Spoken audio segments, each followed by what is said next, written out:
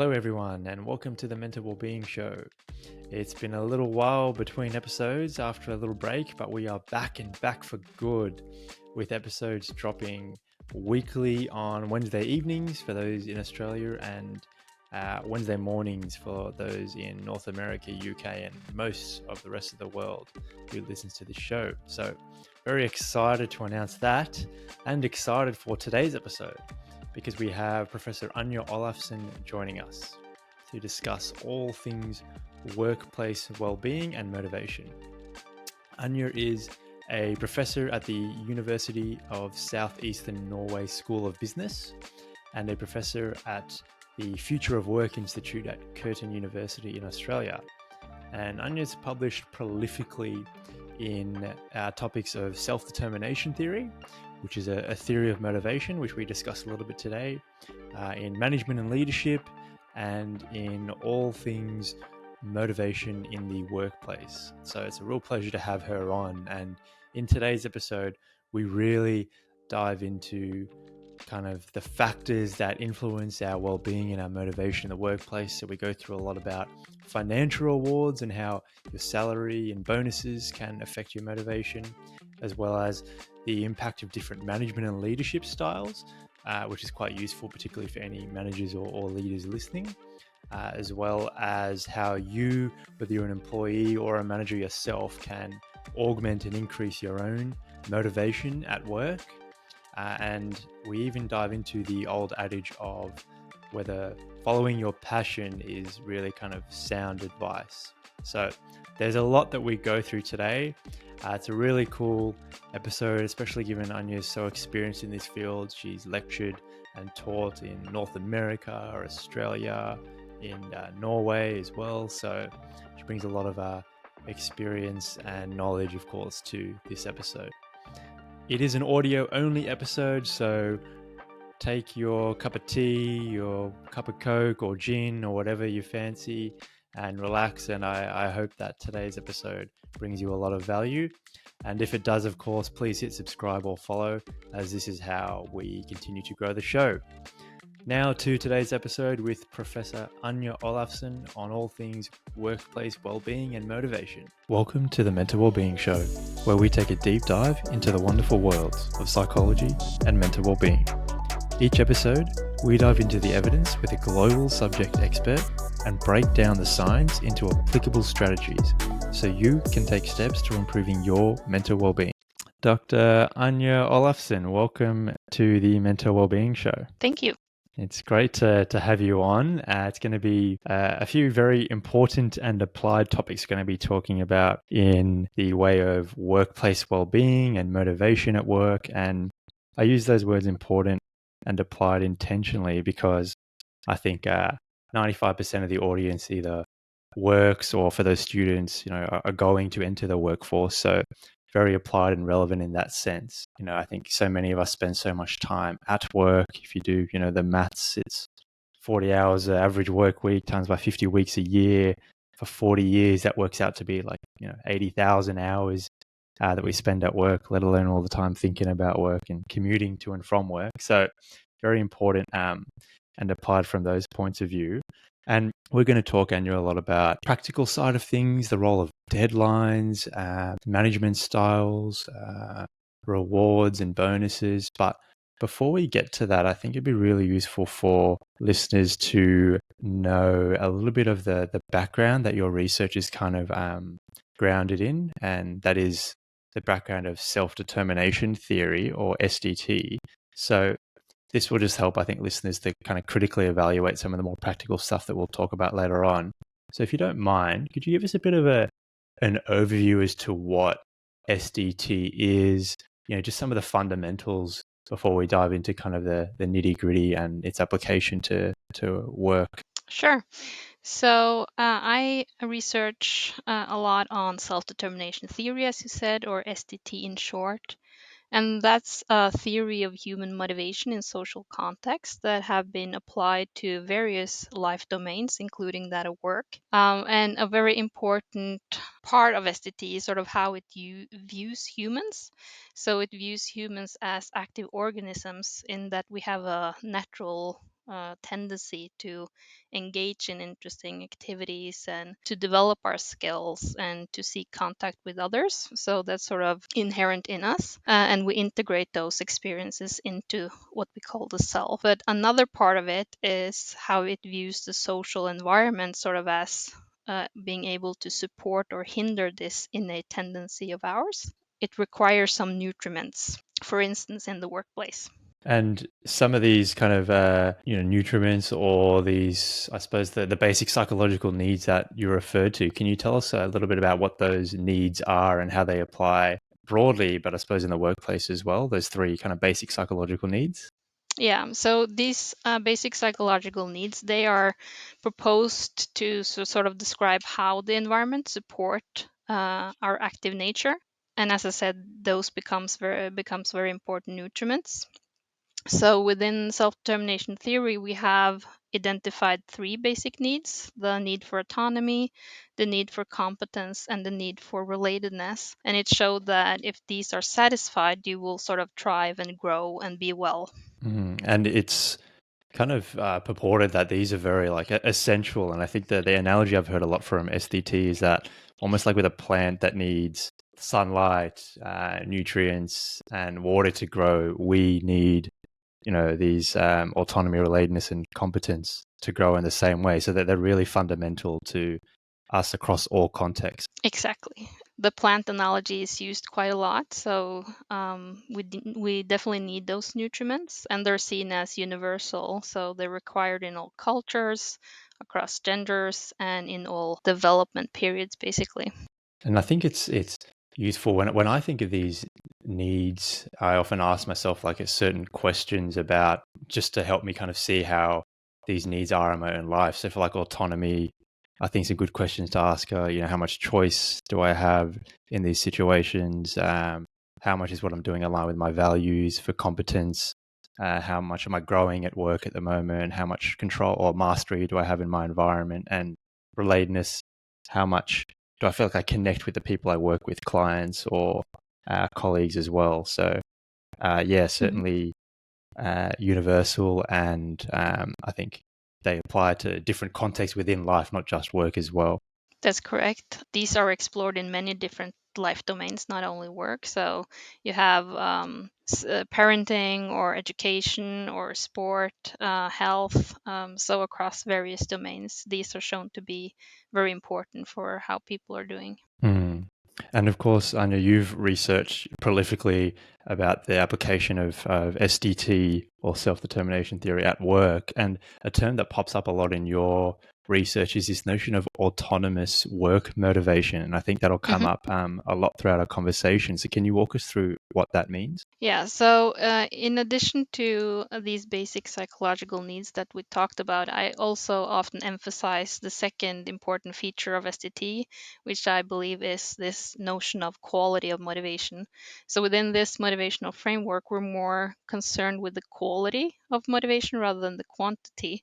So it's made a distinction between what we call controlled motivation and autonomous work motivation. And autonomous work motivation, as you ask about, it's about doing something because we're interested in the activity, we enjoy it, or because it's of personal value and importance to us.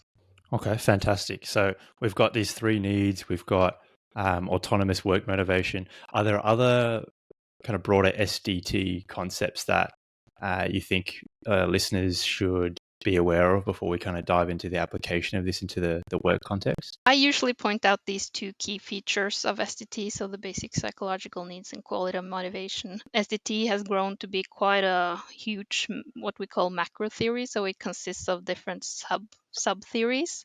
So there are definitely other concepts in there, but to talk about sort of how the social context at work influence employee motivation, I think these two concepts cover some of the more important aspects when we're going to talk about feedback and rewards and that sort of stuff. Okay, fantastic. Yeah, well, let's dive into that then. Certainly, rewards is a big one. So, I think a lot of your work, you've looked into financial rewards, so things like salary, bonuses. So, How do rewards affect autonomous work motivation in the workplace context? Yeah, so this was basically the beginning of self-determination theory in what was called cognitive evaluation theory, where they hypothesized that tangible external rewards could have an undermining effect on intrinsic motivation because it poses sort of a controlling element, which might reduce the need for autonomy, and hence it will potentially reduce intrinsic or autonomous forms of motivation. Since then, it's been a huge debate in the literature about the effects of different types of compensation, but especially pay for performance, which tend to be used in the work domain quite a lot. And I'm not sure if the literature has sort of reached a consensus in that, and it's probably coming back to what the rewards are signaling. So you talk, for instance, about functional significance, which basically means how some social events, such as a reward, give you information, or whether it's controlling. So you could think about different rewards having different functional significance to sort of predict their effect on autonomous and intrinsic motivation. As I understand it, it's not necessarily the rewards themselves, it's how they're kind of perceived by us, whether this is giving me information, for example, that I've done a job really well and this is a sign of my competence and my organization is giving me that to show their appreciation for my work, versus controlling of, or they're doing this because there's some, I don't know, some ulterior motive, or they want me to stay on for longer to benefit the business. Yeah. So some types of rewards, such as pay for performance, typically has more of that controlling element in it, just because it's sort of the basis of the reward. It's based on your performance, so you're sort of controlled to perform at a certain intensity, or at a certain standard, or at a certain time or a deadline. So that naturally involves some control. So you could sort of evaluate different types of compensation or rewards in that way, in terms of how they're perceived. But it's also maybe how you sort of present them, and whether it's expected, unexpected, and so forth, and really analyze their effect through their implications on the basic psychological needs. I don't know, Anya, if you've done any like consulting work in addition to, all your research that you've done and teaching that you do. So have you seen performance contingent rewards been done in a better way, as an example out there kind of in the world? Are there, examples that you can think of to perhaps color it in for people as to what this might look like in a positive sense? In Norway, where I'm situated mostly, it's typically not a huge amount of pay for performance. So I don't know, like typically organizations tend to do this not super good. So they don't necessarily align sort of their incentive strategies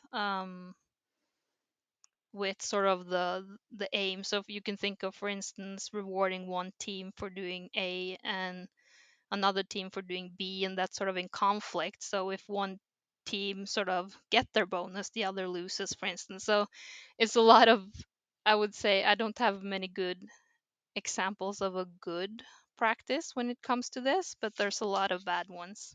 Yeah, yeah, I can certainly relate to that from a personal point of view. It seems quite rampant still in today's world, and I feel like there's a lag with a lot of the principles that I read in SDT and what I see out there in the real world. A lot of these strategies that undermine people's autonomy are still being used by large organizations.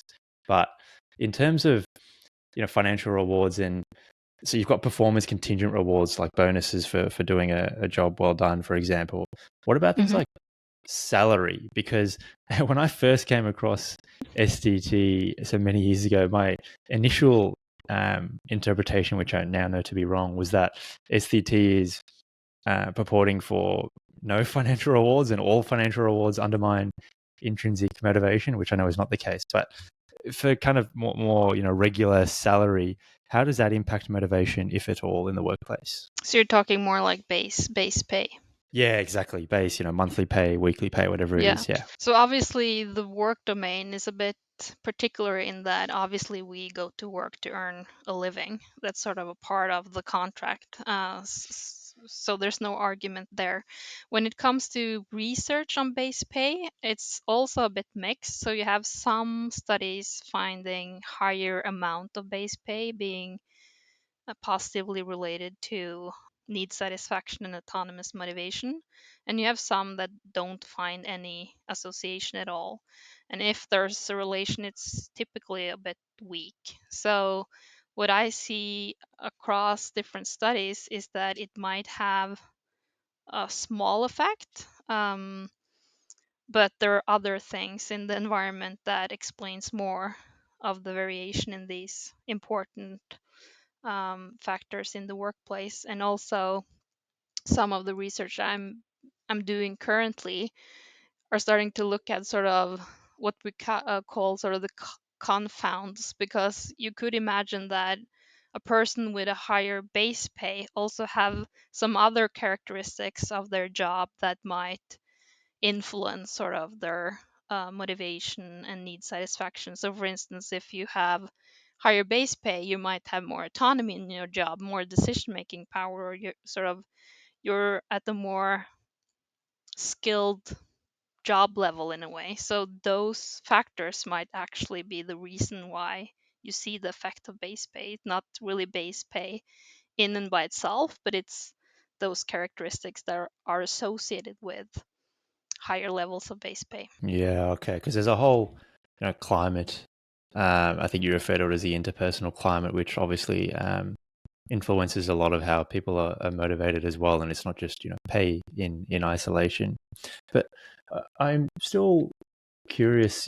Do you feel like organizations still have the belief in general, and obviously we're generalizing here, that higher pay is something that will motivate people in an enduring fashion in the long term? Is that something that you see in terms of, again, that disconnect between what you see in the research and what you see out there organizationally? I think maybe the disconnect is more on the perception of the effect of pay for performance, and not realizing that if it's done poorly, it could actually be harmful. With base pay, you don't necessarily see the same, but I would definitely say that even though base pay might not be the most motivating factor in a way, I think sort of an unjust level of base pay would potentially lead to those negative results. So it's important to bear in mind sort of that it needs to be just. It needs to be perceived as just. But whether organizations are looking into that. In Norway, we have pretty strict regulations and a lot of employee involvement in those processes. So I don't think there's an issue here regarding that. Yeah, if there's a lot of employee involvement, I imagine there's a perceived sense of autonomy from their point of view as well, which helps to kind of mitigate that. So I mentioned, and I think you mentioned as well, that the performance contingent pay can undermine intrinsic motivation. Now, what are some of the consequences of this, in terms of whether it's on an individual level, burnout, etc., or on an organizational level? Why is that a problem? So in the beginning, we talked a little bit about the distinction between autonomous and intrinsic motivation and controlled motivation. And by undermining sort of that autonomous motivation, you set pressure towards more controlled forms of motivation. So you're doing things because you feel pressured to do so, to obtain a reward, to avoid punishment, and so forth. And there's a whole lot of research showing how these different forms of motivation relates to employee well-being, work behavior, work attitudes, and so forth, where it's no secret that the more autonomous forms of motivation produces the more beneficial consequences, both in terms of employee performance, but also how they're doing. So less burnout and stress and ill-being.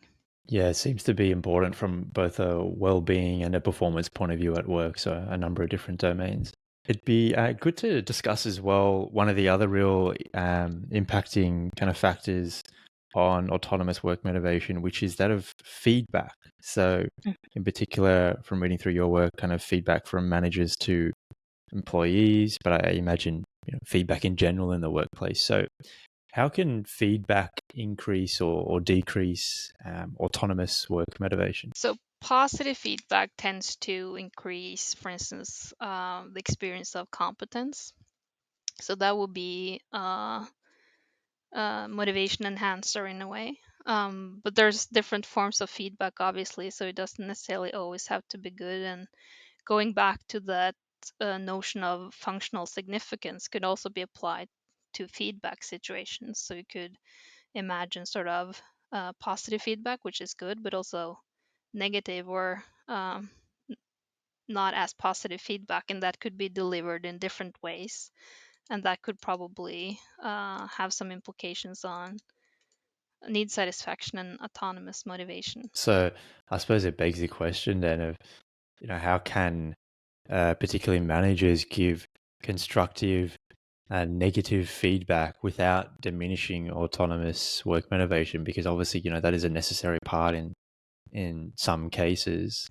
But how can that be Yeah. done in a way that promotes, that work motivation and well-being, or at least preserves it?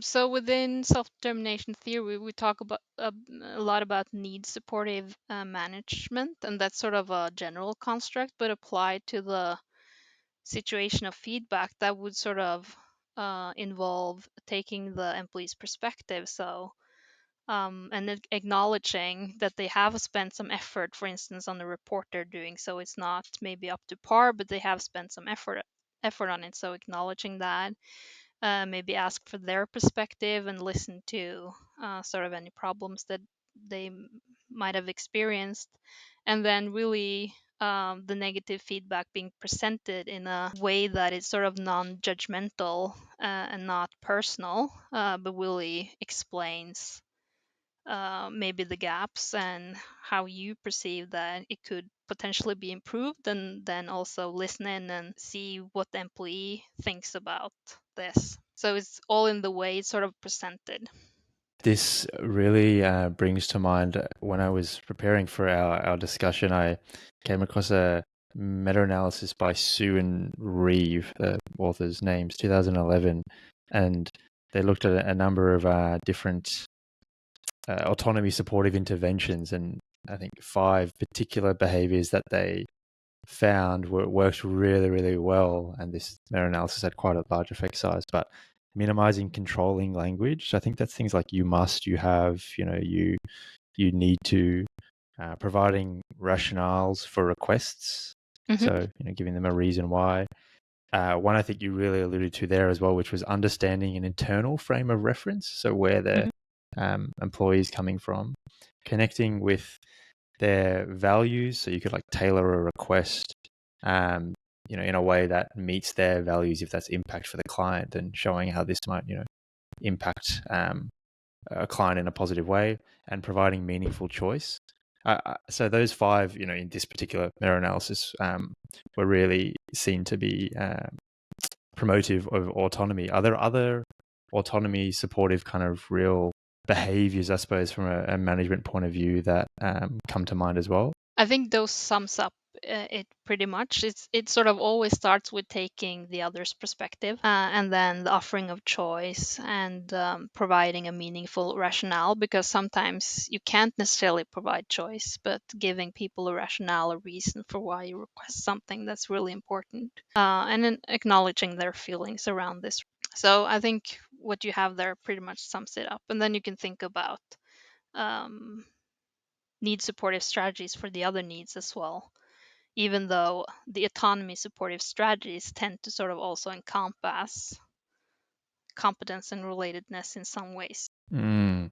Yeah, what are some of those for competence and relatedness, the other 2 basic psychological needs? Are there other specific strategies that people can implement to augment those in people around them in the workplace?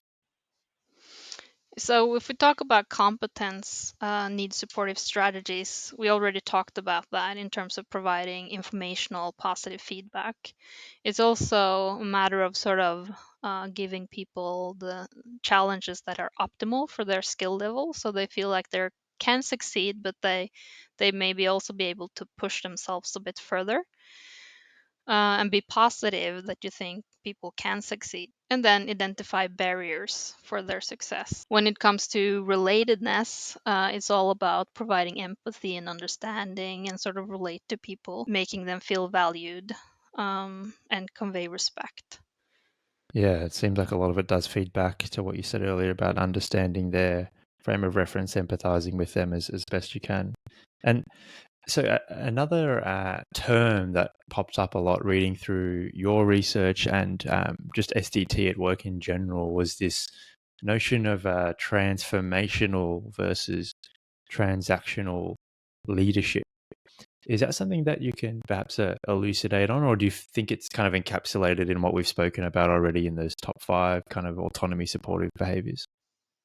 Yeah, those two leadership styles, I would call it, is not like a part of the SDT framework per se, but the autonomy supportive or need supportive managerial perspective in SDT is very much related or encompasses the transformational leadership style.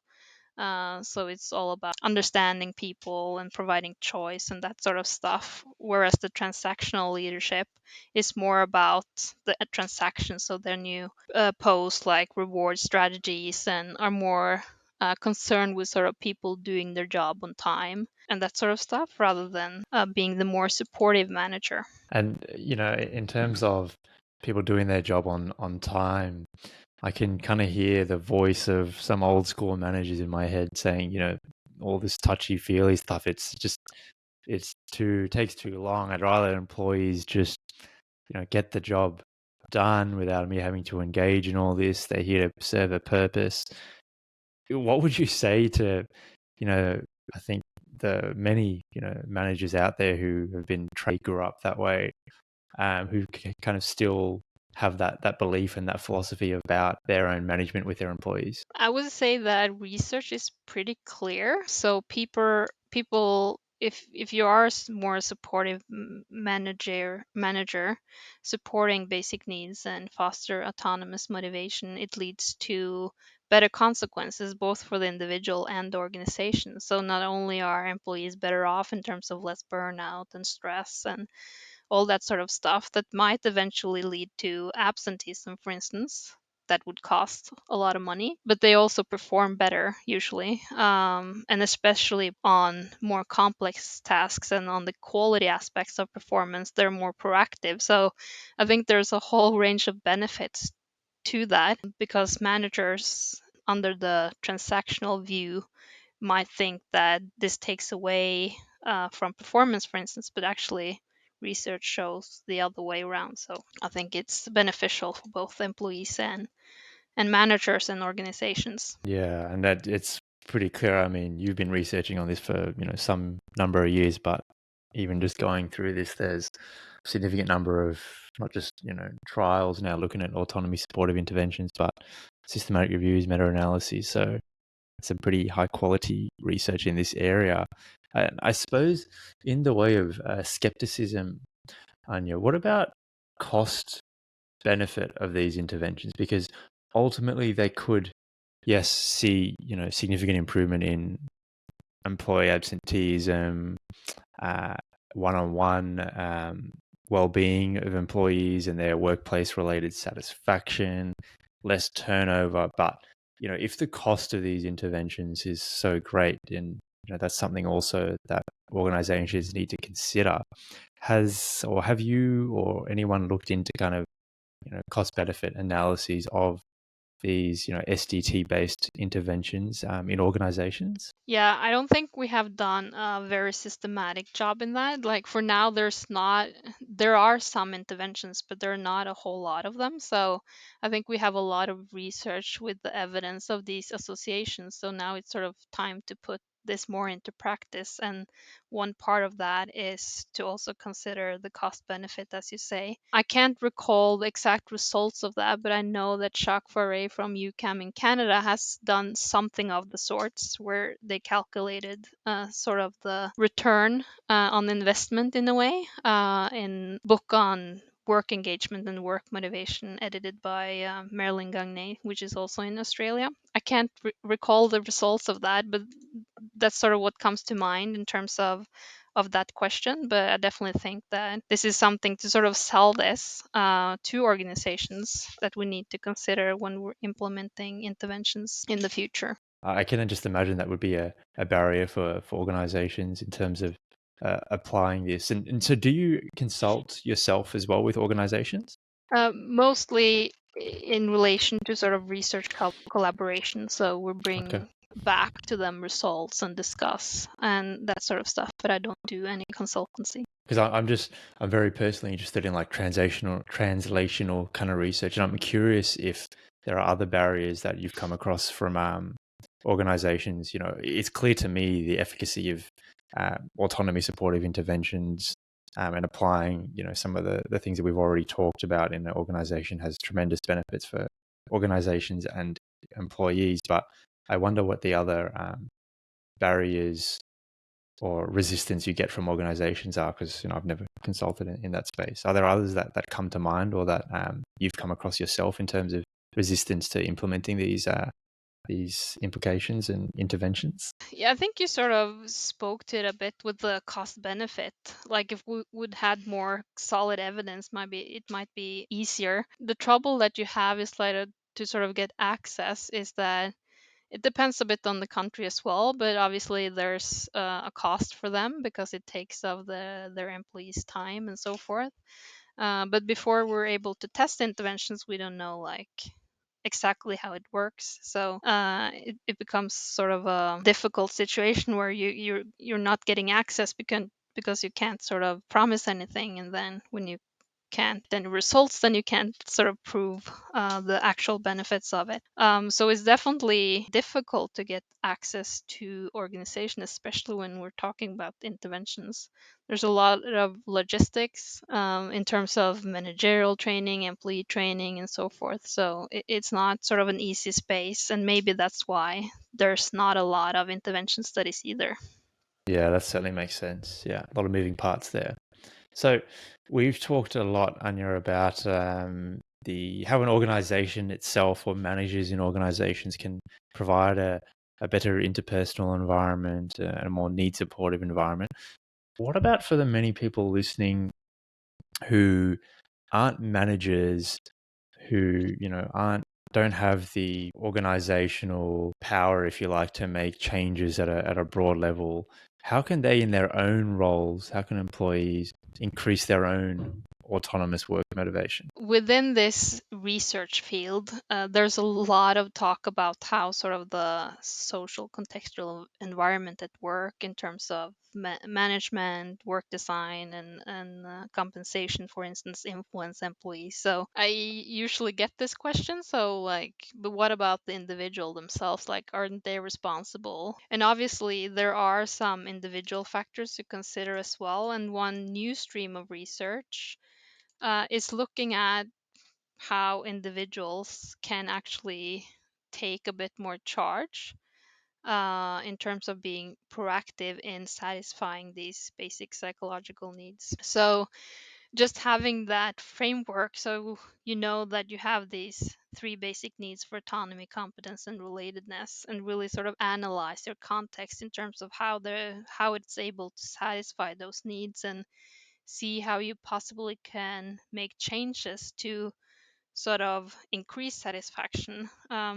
Obviously, within the work environment, you don't have like independence and freedom to do whatever you want to do, but like small tweaks here and there might make some changes. There's research to show that in terms of who you involve yourself with, how you do your task, how you sort of structure your work day, and so forth. So there's definitely small things that we can do ourselves. But again, you're sort of in a bigger environment. When you say this new stream of research, is this job crafting? Is that what you're kind of referring to? Yeah, job crafting has existed for 20-ish years, so that's not new necessarily, but now it's sort of more embedded. It's starting to be more embedded with self-determination theory.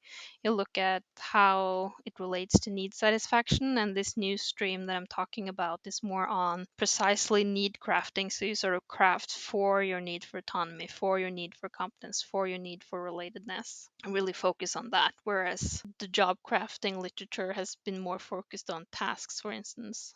Okay, that does make sense. I'm just trying to think of examples in my own life when I may have implemented this without even knowing what the term was called. But I'm just thinking back to I used to work in private practice as a psychologist, and I know that just going to management and asking for different hours so I could work from 10 to 6 instead of 9 to 5 so that I could have more autonomy in the day to go to the gym or get some work done.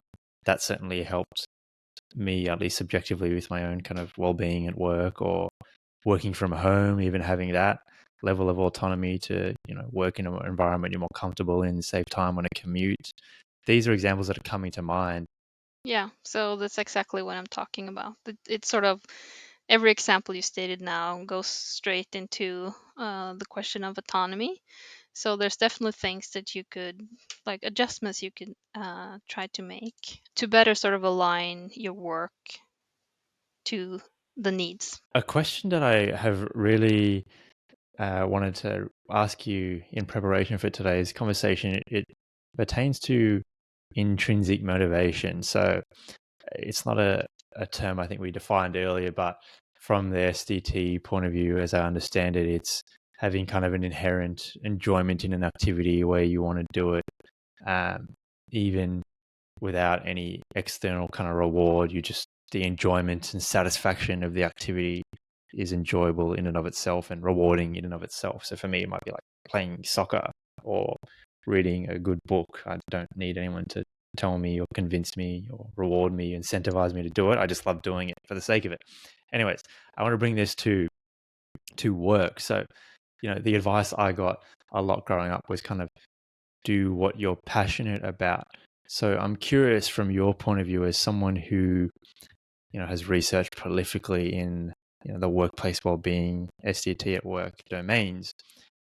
Is that something that you've looked at, that people who do as a career what they are intrinsically motivated by tend to be better off, depending on how you define better off or whatever dependent variables you look at? But is that something that you've looked at and that plays out as far as SDT is concerned?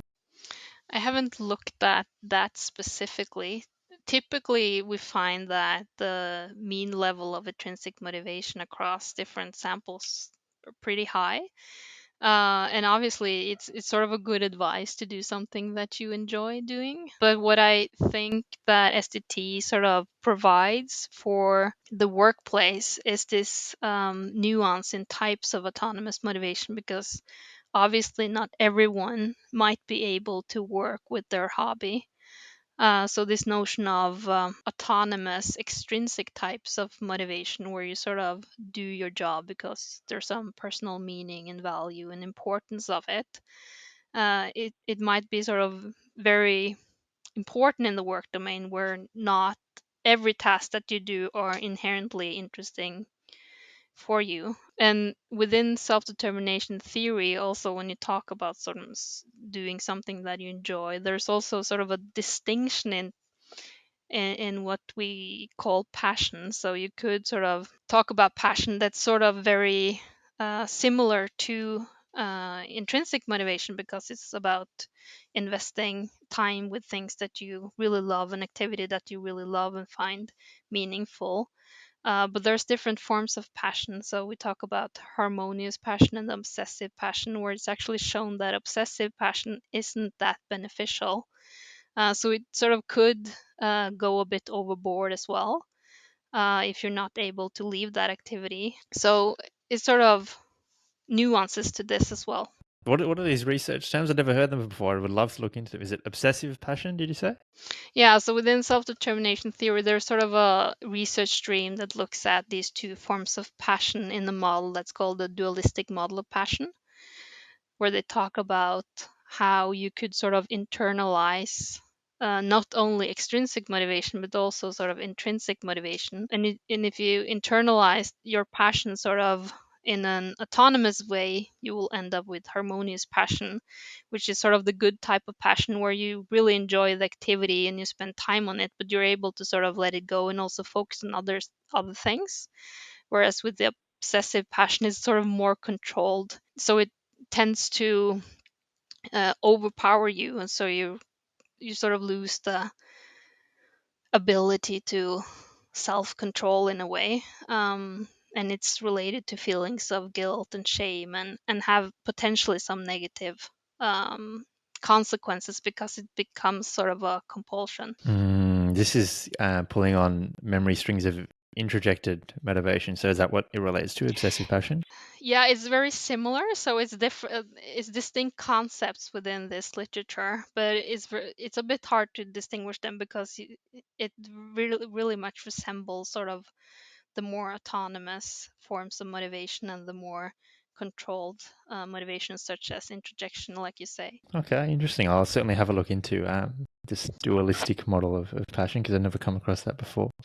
And in terms of, overall what we've covered, we've bounced around from feedback, management styles, financial rewards, and then how individuals themselves can need craft in their own jobs. I'm curious on a personal note, Anja, how does a professor of workplace well-being and SDT at work, how do you implement these in your own life? What does that look like from a personal point of view, if you're comfortable sharing? Yeah, it's a good question. At least you become very aware of these concepts and you sort of can relate to a lot of them and sort of analyze your work day and your work environment.